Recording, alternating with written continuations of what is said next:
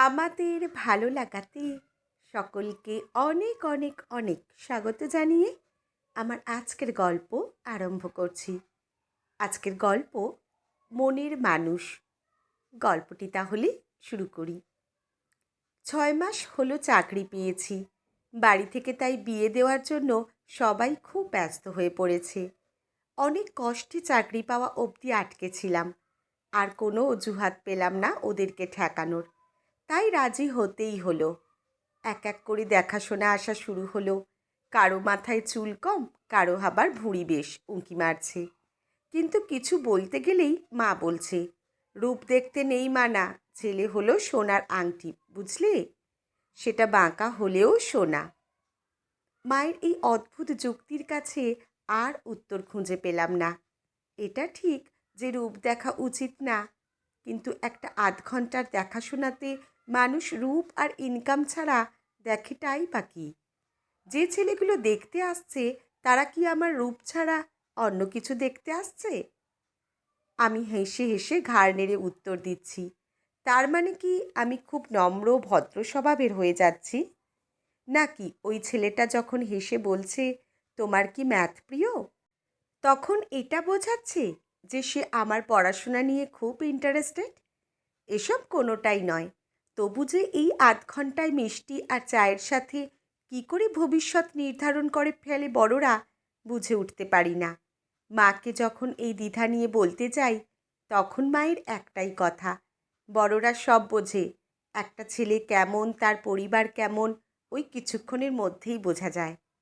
আবার সেই সাংঘাতিক যুক্তি, ওনারা বড় বলে সব বোঝেন।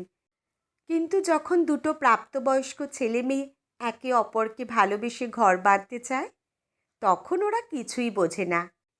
এই তো কিছুদিন আগে পাশের বাড়ির মেয়ে রমা প্রেম করেছিল বলে সবাই কত রকমভাবে বোঝালো যে ওর পছন্দ মোটেই ভালো না, ও কখনোই সুখী হবে না নিজের পছন্দ মতো বিয়ে করলে।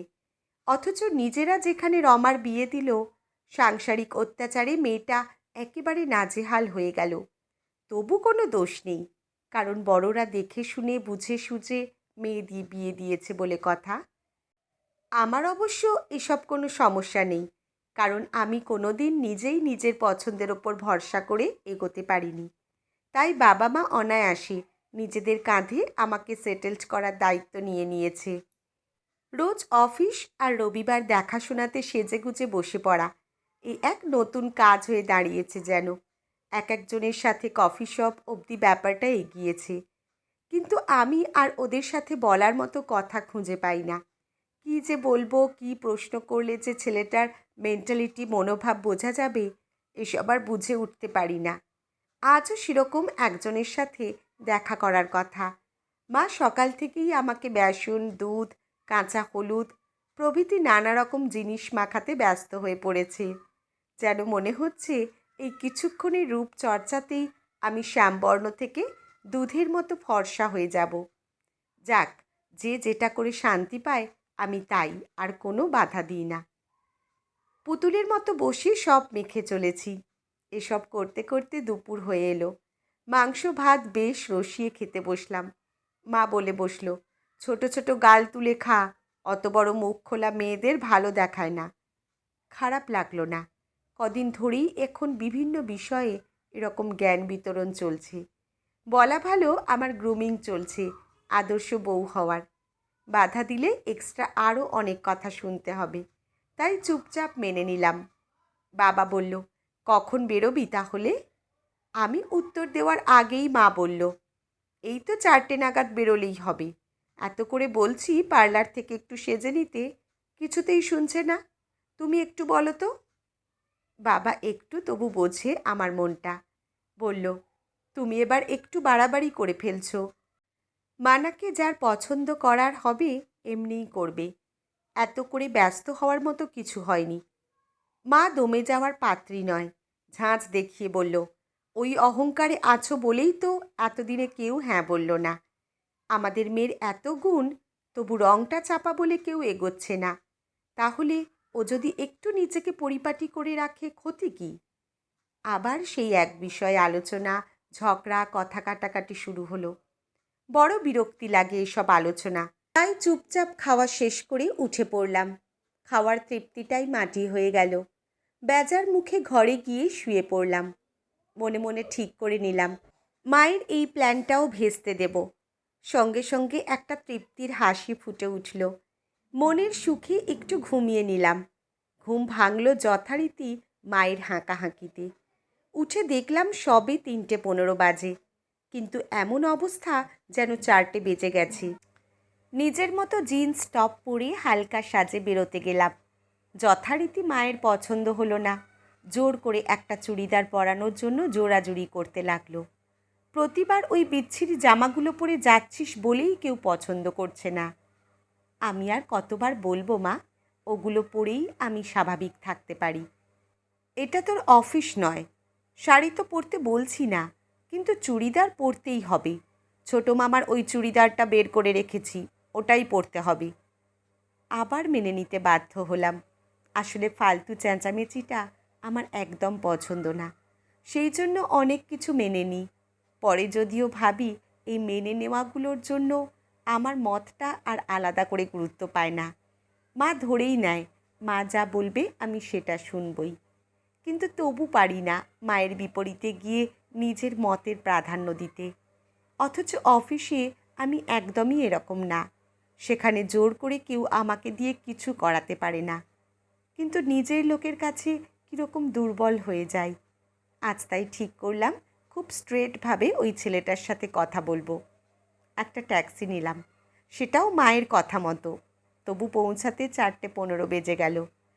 এর থেকে মেট্রোতে গেলে তাড়াতাড়ি যেতাম। সে আর কে বোঝাবে। পার্ক স্ট্রিটের একটা বেশ কস্টলি রেস্টুরেন্ট ঠিক করেছে ছেলেটা, হয়তো ইমপ্রেশন জমানোর জন্য। এসব জায়গায় আমি একদমই আসি না। নিজেকে একদম মিসম্যাচ মনে হয় এসব জায়গায়। চুড়িদার পরে যেন আরও বেমানান লাগছে। এগিয়ে গেলাম টেবিলের দিকে। ছেলেটাকে চিনতে পেরেছি। ক্যাজুয়াল অথচ ডিসেন্ট জামাকাপড় পরে এসেছে। গিয়ে বললাম, সরি একটু লেট হয়ে গেল। ইটস ওকে, বসো। জামার গলাটা একটু বড়। বসতে গিয়ে একটু কনসাস হয়ে ওড়নাটা ঠিক করে নিলাম। যথারীতি আবার কোনো কথা খুঁজে পাচ্ছি না। ছেলেটাই বলল, এরকম কিছুক্ষণের আলাপে মনের মানুষ পাওয়া যায় বলে মনে হয়। বেশ ভালো একটা টপিকে কথা শুরু করলো। দ্বিধাটা সহজেই কেটে গেল। বললাম, একটুও না, ভীষণ বোরিং একটা আইডিয়া এটা। বিয়ে করব ভেবে যখন দেখা করছি তখন তো নিজের বেস্টটা তুলে ধরার চেষ্টা করব। সেখানে তো ভুলগুলো সামনে আসবেই না। সেক্ষেত্রে তো মনে হয় বিয়ের পর সমস্যা আসার চান্স খুব বেশি। একদমই তাই, কিন্তু কিছুতেই এটা বাড়িতে বোঝাতে পারছি না। আমার মতো একই তার অবস্থা দেখে হাসি পেয়ে গেল। বললাম, আমারও একই অবস্থা। মা ধরেই নিয়েছে আমার দ্বারা কিছু হবে না, তাই নিজেই ব্যস্ত হয়ে লেগে পড়েছে। মায়েদের চিন্তাটা বোধহয় একটু বেশি। দেখো, আমি তোমাকে কোনো বোকা বোকা কথা জিজ্ঞেস করতে চাই না যে তুমি আমার মা বাবাকে মানিয়ে নেবে কি না, বা তুমি রান্না করবে কি না আমার জন্য। কারণ আমি জানি মনের মিল হলে সব কিছু এমনিই হয়ে যায়। তাই আমি শুধু জানতে চাই তুমি এই আমাদের ব্যাপারটাকে একটু সময় দেবে কি না। নিজে স্ট্রেট কয়েকটা কথা বলবো বলে ভেবে এসেছিলাম, কিন্তু ছেলেটার স্ট্রেট কথায় আমার মুখটা বন্ধ হয়ে গেল। বললাম, সেই সময়টা কি আমাদের বাড়ির লোক দেবে? তাদের তো এখনই একটা পজিটিভ উত্তর চাই, আর সেটা পেলেই তারা কোমর বেঁধে লেগে পড়বে। সেটা ঠিক কথা, কিন্তু তবুও কিছু একটা ভাবতে হবে। দেখো, তোমাকে আমার পছন্দ হয়েছে, কিন্তু তার মানে এই নয় যে আমাকেও তোমার পছন্দ হবে। আমার খারাপ ভালো সবটা নিয়ে আমি। তাই আমি চাই সবটা জেনে বুঝে আমরা এগোই। বেশ, তাই হোক। যে যার বাড়িকে আপাতত সামলাই। Thank you. অবাক হলাম একটু। বললাম, কিসের জন্য? আসলে ভাবিনি এই কথাগুলো এত সহজ করে বলতে পারবো বা তুমি মেনে নেবে। আসলে আমিও ভাবিনি তোমার দিক থেকে এরকম প্রস্তাব আসবে। কয়েক সপ্তাহ ধরে টিপিক্যাল দেখাশোনা করে করে খুব ক্লান্ত লাগছিল। আজ একটু স্বস্তি পেলাম মনে হলো।